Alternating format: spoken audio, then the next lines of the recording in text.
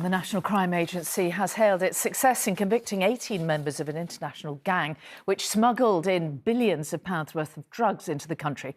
The NCA says it is the UK's biggest ever drugs investigation. The gang smuggled around 50 tonnes of heroin, cocaine and cannabis into the country, which was distributed from South East England to Scotland. 2 criminal trials were needed to try the defendants.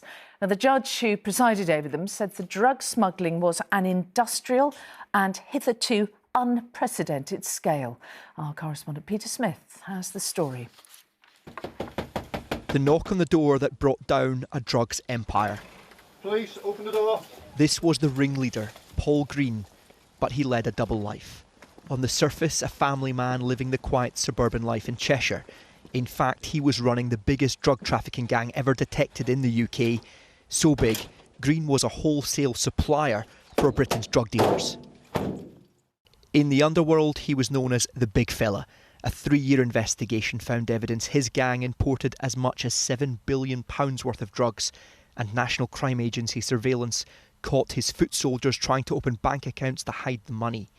Today, the final members of Green's gang of 18 were convicted after England's longest ever criminal trial.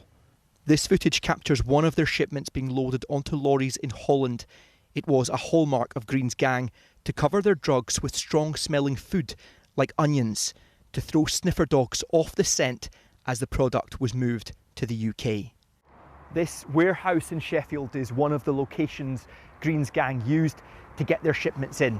It was called Irenka Foods, but that was just one of many fake business fronts they had. Some were even VAT registered to give an air of legitimacy. So even the lorry drivers had no idea they were being used as drug mules. The scale of this was so huge, at one point the gang ended up with more onions than they could get rid of from their warehouses.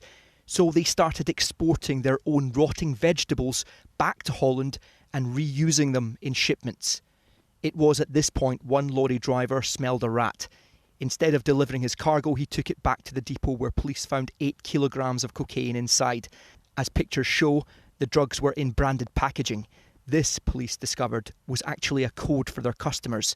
The different branding indicated which drug dealer it was to be sent on to. Police, open up! Having built the case, the NCA went after Green's gang one by one. Last chance, open the door!